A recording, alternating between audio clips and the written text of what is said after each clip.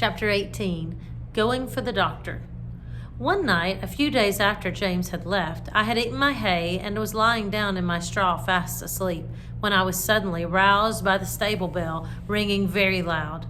I heard the door of John's house open and his feet running up to the hall. He was back again in no time. He unlocked the stable door and came in calling out, "Wake up, Beauty! You must go well now, if you ever did."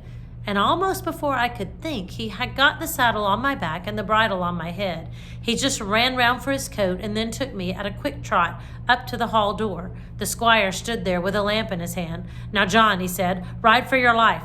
That is, for your mistress' life. There is not a moment to lose. Give this note to Dr. White, give your horse a rest at the inn, and be back as soon as you can."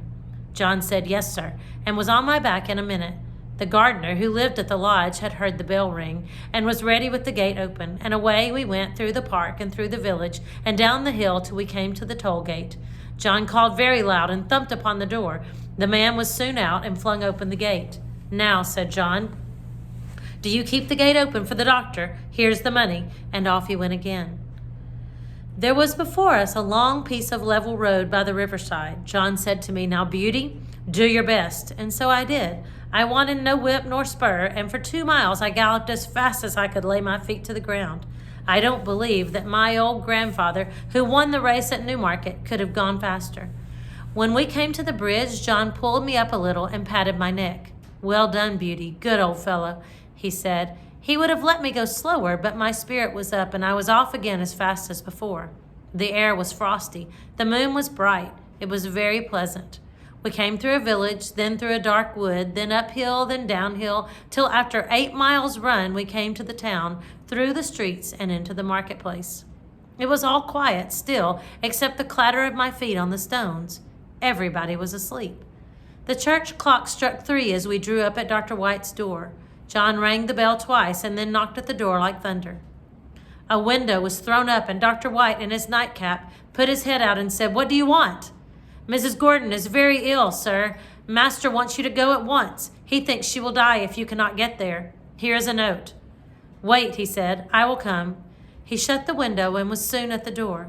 "The worst of it is," he said, "that my horse has been out all day and is quite done up. My son has just been sent for, and he has taken the other. What is to be done? Can I have your horse?" "He has come at a gallop nearly all the way, sir, and I was to give him a rest here, but I think my master would not be against it if you think it fit, sir." "All right," he said. "I will soon be ready." John stood by me and stroked my neck. I was very hot. The doctor came out with his riding whip. "You need not take that, sir," said John. "Black Beauty will go till he drops. Take care of him, sir, if you can. I should not like any harm to come to him." "No, no, John," said the doctor. "I hope not." And in a minute he had left John far behind. I will not tell about our way back. The doctor was a heavier man than John, and not so good a rider. However, I did my very best. The man at the toll gate had it open. When we came to the hill, the doctor drew me up. "Now, my good fellow," he said, "take some breath." I was glad he did, for I was nearly spent. But that breathing helped me on, and soon we were in the park. Joe was at the lodge gate. My master was at the hall door, for he had heard us coming. He spoke not a word. The doctor went into the house with him, and Joe led me to the stable. I was glad to get home. My legs shook under me, and I could only stand and pant. I had not a dry hair on my body.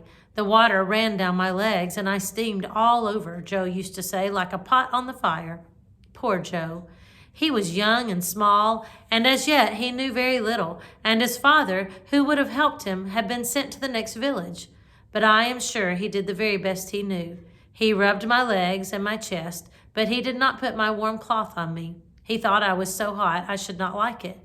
Then he gave me a pailful of water to drink. It was cold and very good, and I drank it all. Then he gave me some hay and some corn, and thinking he had done right, he went away. Soon I began to shake and tremble, and turn deadly cold. My legs ached, my loins ached, and my chest ached, and I felt sore all over. Oh, how I wished for my warm, thick cloth as I stood and trembled. I wished for John, but he had 8 miles to walk, so I lay down in my straw and tried to go to sleep. After a long while, I heard John at the door. I gave a low moan, for I was in great pain. He was at my side in a moment, stooping down by me. I could not tell him how I felt, but he seemed to know it all. He covered me up with 2 or 3 warm cloths and then ran to the house for some hot water.